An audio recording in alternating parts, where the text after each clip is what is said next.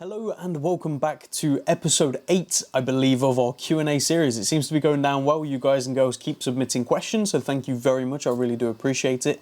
And hopefully this is going to be an entertaining one. We've got a couple of good questions in here. And sorry to those questions I missed. There was a couple of really nice ones just saying well done and thank you for the watches and things like that. Thank you very much. But for these, obviously, in the video, I'll be selecting the actual questions I can sort of delve into. So thank you very much for those as well. I do appreciate it. And before we get into the questions, I just want to say a huge thank you once again for another incredible week. I know I say it every single episode, but every single episode, you guys and girls are just surprising me through and through. You're purchasing left, right and centre, you're sending your watches in, you're submitting your watches for sale as well via our sell section on the website. So thank you very much. You're keeping me incredibly busy and I really do appreciate it. And I also want to just give a little heads up. I'm currently in the process of moving house, which is going to be like the 8th move in 5 years, which is insane. But this one should be it for a long time. So do forgive me if in the next couple of weeks I go a little bit quieter and I take a little bit longer to reply. That will be why. So please just give me time, and the home office is going to be set up as well as this one, and then I should be all good to go via both. So I'll be working even more. Now, if you want your question answered on this series, how do you do it? It's super simple. You leave your question either in the comment section below, or you send us an email at info@KibbleWatches, and just make sure you state this is for the Q&A video, otherwise I'll reply to you thinking it's a general inquiry, or wait till a Tuesday, and on our Instagram stories we put up the box where you can submit your question there. It's kind of the easiest way and the one most people use. And what is on wrist? Well, it is actually a Bulgari chronograph, the Diagno. I need to learn how to pronounce the actual name of this watch because it is coming for sale Saturday, and the next video is going to be the drop video where I actually showcase all these watches. Let's put that on mute so it's not going to buzz. But yeah, so I'm wearing this beautiful watch, full box papers, hitting the website soon, and I've been very privileged to actually enjoy it for a little while beforehand. It's definitely a personal favourite of the watches we've had recently, so go check it out Saturday on the website, so keep an eye out for that. Now that that's all out of the way, let's just dive straight into the questions. So for question 1, we have kind of a two-part question with two people. My Watch Venture on YouTube, thanks for answering my question. Another one perhaps for next week. Is the fact that we now have to add 20% VAT to any watches we buy from Europe making life more difficult to source your stock and price accordingly? And conversely, do you find other orders from European clients are as strong as they as before the 1st of January? In other words, are European customers willing to pay the extra 20%? Thanks again, Spencer. Thank you for the question. And the second question we got on Instagram by My Watchy. How does Brexit affect your buying, selling watches from to outside the UK? So essentially the same question. And something I've been asked a lot, and I've been asked for my opinion on from other watch dealers and other people in the industry, so it's always an interesting subject. Now, obviously, for those of you who are aware, Brexit has happened. We, as United Kingdom, are no longer part of the European Union, which means we're no longer part of the free trade deal, meaning before January the 1st, you could buy a watch in Germany and get it shipped to the UK, and there'd be no extra cost, no extra VAT, and no extra handling fees because of free trade. Whereas after the 1st of January, now you have to pay VAT on that. Now, there's exceptions to this rule if the watch is a brand new unworn watch and it's from an authorised dealer where you can claim back that country's VAT and pay our VAT. Now, this is something that gets said a lot. 100% that's an option if you're buying a brand new watch, but you've got to consider we have a very high VAT rate here in the UK compared to some places in Europe. For example, some places are 16%, 17%. So you'll get that 16% back on the price, but then you'll be paying our 20% once it gets into the UK, so you'll actually be paying more money. So how has all this impacted the business? Well, obviously, being in the UK, we were aware that this was going to happen. So all of last year, or for the last 6 months of last year, I was very focused on building our reputation and our customer base within the UK, which I feel we did incredibly well. Obviously, over December, we were in Savile Row, a historic and iconic place in London. Throughout December, which was absolutely brilliant, and again, it just put us on the map in the UK as a serious watch dealer for UK clients. And sort of the last few months of last year, most of our sales were to the UK, and it's sort of proven my point of focusing on the UK. And sorry to my European followers out there, I know there's a lot of you and we used to do a lot of deals and not so much anymore, and buying as well, but it's just the way business was going. I knew this was going to happen, so I was preparing for it. So January 1st hit and I wasn't in a predicament with a lot of my sales. Now, let's go back to January 2020. I would say probably 40% of my sales in January and February were to Europe, which is a huge amount. And if you factor in the fact that most of those customers are not going to buy the same watches in 2021 because they're paying 20% on top, that would have been a 40% hit to the company, potentially. And I am very pleased to say we are actually up by over 100% actually of last year. So we've more than doubled January and February sales already this year, and we have done that with only 5 of those sales going out to Europe. So again, that preparation has worked very well. So has it affected sales to Europe? 100%. Has it affected me purchasing from Europe? 100%. The reason being, if I purchase a watch from a pre-owned dealer, and this is something that not a lot of people realise, VAT-wise, and it's a subject we can talk about in a greater depth in another Q&A if someone asks this question, but VAT, when I buy from, let's say, Joe Bloggs in Belgium, who is just a collector, not a company, and all that kind of stuff, I will buy his watch for, quick math, £100, let's say. And that watch will come into the UK and I will pay £20 VAT plus handling fees, whatever that may be. It might work out to £30, let's say, all in. So 20% plus whatever they charge handling fees wise. So I've then paid that extra. Now, I can't claim that VAT back. Now, this was something that a previous comment got a little bit confused with our VAT status. Now, as a pre-owned watch dealer, and this is something to keep in mind, you work on a different scheme. We work on what's called a margin scheme, not flat rate VAT or any other scheme, margin scheme. So we pay VAT on the margin we make. If we buy a watch for £100, we sell it for £150, we pay VAT on the £50 profit we made. Therefore, we don't have to pay VAT on the full price, but we also can't claim VAT back on goods we're selling. We can still claim VAT back on things like if I buy a new laptop for the business and there's VAT on that, I can claim that VAT back because this isn't a product we're selling. But for the items we're selling, we cannot claim VAT back. So you can see where I'm going with this if you're following, if I'm explaining this well. If I buy a watch from Europe, I pay that VAT, so I pay £20, but I can't claim that VAT back. So I've now already paid VAT, and when I go to sell the item, I then have to pay VAT again on the sale of the item on my margin. So all of a sudden, I've paid, you know, almost double what I would usually pay in VAT because I've purchased it from Europe. This is the same if I buy it from America or any other country outside of the UK now. So it has impacted purchasing. You know, I had a lot of dealers out in Europe who I'd buy from regularly, you know, vintage Amigas and different things, multiple times a month, and I can't get those watches anymore. They're still being offered to me and I just can't justify the VAT on that side, but then the VAT on this side as well. Unfortunately, the trade deal just completely overlooked margin scheme dealers, and that's not just watch dealers, that's any pre-owned goods dealer. So people who sell cars, people who sell paintings, people who sell anything that they work on a margin scheme basis, and there's a lot of people. So, yes, it has impacted purchases. Has it impacted sales? 100%, because if you're in Europe, you're in Belgium again, let's say, and I've got a watch for £1,000, and you can buy that same watch in Belgium for £1,100, you'd think, well, mine's £100 cheaper. It makes sense to buy mine, right? Well, no, not necessarily, because you're going to be paying VAT and handling fees on that, which is going to come to a larger amount than the 1-1. So, yeah, sales have diverted, but I'll be very honest, our sales are incredible at the moment, and I think the UK is a strong enough market. I think we're going to do completely fine. Is it ideal? 100% not. Would I have preferred us staying in Europe? 100%. But I think we are a strong enough economy to sustain the watch dealers we have and the watch market we have. It's going to isolate prices because no longer are we going to be able to compare prices with Europe. No longer is a customer going to be able to, unfortunately, call me and say, hey, I've seen this one in Germany for £200 cheaper. Is there anything we can do?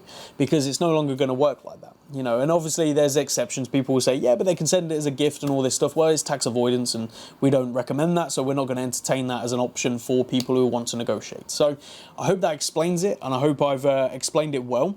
Has it affected? Yes, but I think the UK is a strong enough market, and we are proving that so far with our sales, and fingers crossed we continue down this route, and hopefully some sort of deal in the future comes up where we can have a better deal with our friends over in Europe, and I can get back to buying and selling to you guys because I miss you guys. Okay, question 3, Q&A question from Lim on YouTube. Thank you. What is your opinion on smartwatches? Do you think there is a scope to have both a mechanical watch and a smartwatch?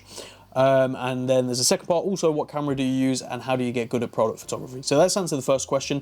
Smartwatches. I am not a fan of smartwatches. I've had a few just to try them out and, you know, so I can at least give my actual personal opinion on it after use.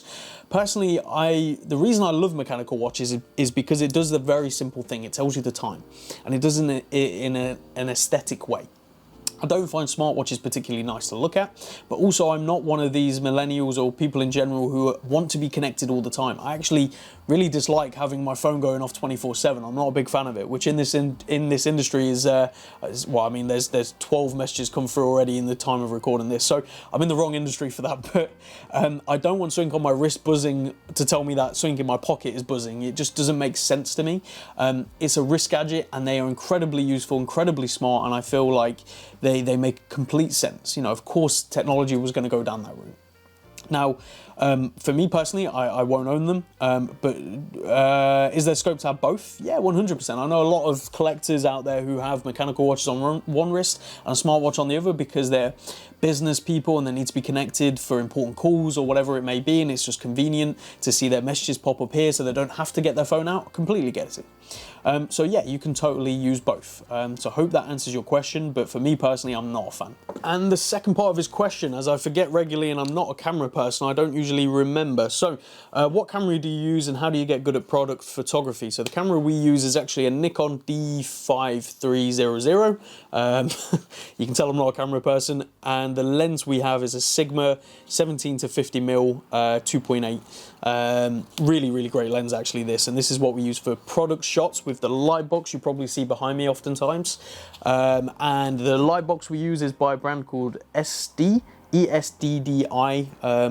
You can find them online, different sizes. And then for the macro photography, which is an important part of what we do as well to show the sort of close-ups on the lugs and show condition, we use a Nikon micro nickel 40mm 2.8 AFS. Hope that answers your question in regards to what we use. And as you can see, I'm not a photography person. So in terms of getting good at product photography, I won't have many tips for you other than light is the key. We use a very powerful light box for the product photography, and we use very good lenses and camera equipment. I think that's it really. I mean, taking good product photography on a tripod isn't particularly difficult. You just need to make sure you got your settings right, your ISO set to the right things. There's plenty of YouTube videos out there. But in terms of the creative shots and the lifestyle photography, we used to do it in-house, as a lot of you will remember, but now we have Danny Wiz on a Budget on Instagram, who does all of our lifestyle photography now, so reach out to him if you want specifics on that side of things. But product photography, you know, this is a pretty good setup. I know a couple of other watch dealers have asked me about this, and they have the exact same setup now with the same light box because it does the job very well. So hopefully that answers your question. Question 4 from Pete Smith. Thank you for the question. He says, what is your favorite watch brand? It'd have to be Omega, vintage Omega especially. I think they offer some of the best value for money still, and some of the most interesting designs. I mean, I love getting them in. I'm always trying to get more in, so if you have vintage Omegas for sale, let me know.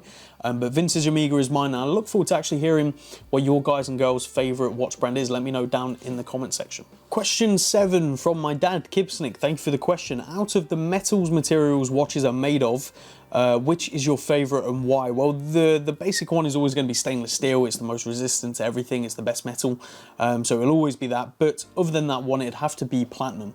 The reason being, platinum is an incredibly rare metal comparative to gold. It's actually around 25 to 30 times rarer, which is quite interesting considering the price disparity isn't usually like 25x, so that's pretty cool.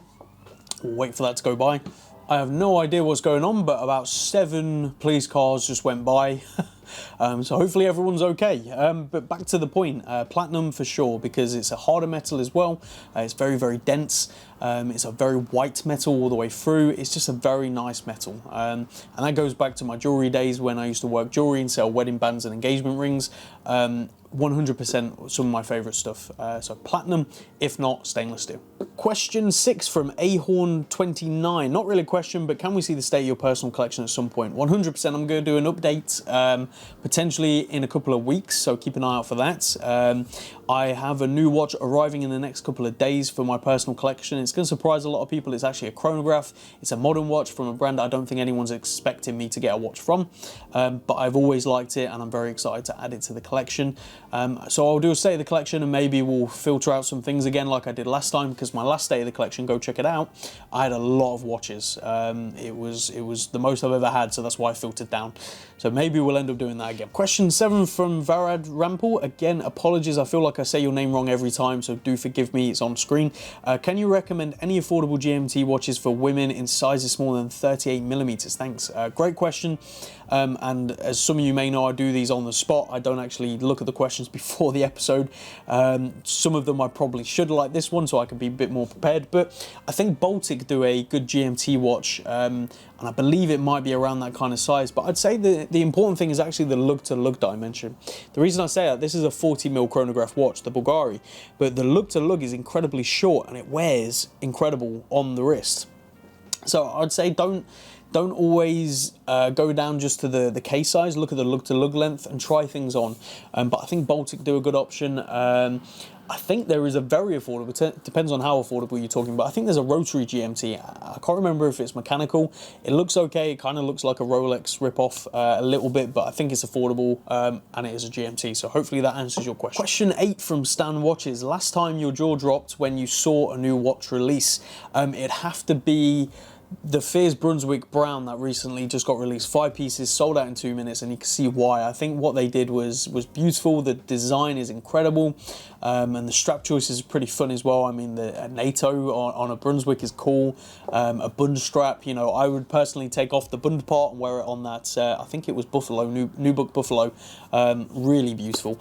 That's probably it, though the latest Speedmaster did impress me as well. I think that was really good, but it definitely wasn't jaw-dropping.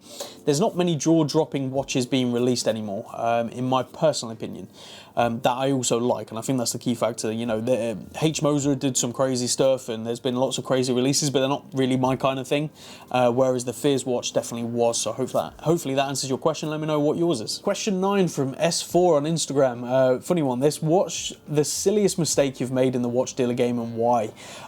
Really good question. I mean, I've been very fortunate that most of my mistakes I made early days when I was working for other people. Granted, I still make many mistakes now, but I used that time to try everything, and sometimes it didn't go very well. The biggest mistake I probably made was when I was working for a different place in the watch industry, and I sent 2 customers the opposite watches by accident. So they had their correct boxes, everything, but I put the wrong watches in, and there was a disparity of almost £10,000 in those watches. That was a big deal. Luckily, both customers I dealt with before, and I managed to get it rectified very quickly. Once one of them got the watch and gave me a call, and the other one I quickly warned they were getting the wrong watch as well. But yeah, that's probably the biggest and silliest mistake I've made. Why? I was just tired and not really paying attention, which is why you gotta be careful. I'm working a lot right now, but I'm also very aware that it's all well and good working a lot, but you gotta be aware, you gotta be vigilant. And luckily we have Leah in the office who checks over everything double as well, just to make sure, because sometimes maybe the watch is on a different strap than what it's photographed on, so we have to swap it back. There's many things that we just check, and I try to make sure I don't get wrong. But mistakes happen. I think it's just about owning up to it as soon as you can and just rectifying it. That's what you need to do. So hopefully that answers your question. Question 10, Long Beach Watch Guy. Love the videos, thank you very much. My question, favourite strap company for vintage watches? I say it every time, WatchGecko. I think they offer some of the best in the UK. We have a strap supplier who supplies many straps for different companies, and different watch dealers and stuff. We get them at a more affordable price, but if I was buying for, you know, a vintage watch specifically and wanted a specific thing, I'd go to WatchGecko, and I do multiple times each month as well, so check those out. And the final question, a nice easy one from Gogati33, is the green dial going to be the next trend? I mean, green's always been kind of one of those things that people like. Obviously Rolex has dominated the green dial sort of the thing, and many other brands have. I mean, Oris did a green dial in their Aquis range, which I think went down very well. They also had it in their Diver 65 from way back. I remember that one. Green is interesting. I think blue is always going to be one of those things that outweighs the green. The reason being, blue is just more versatile, and I think more people like blue.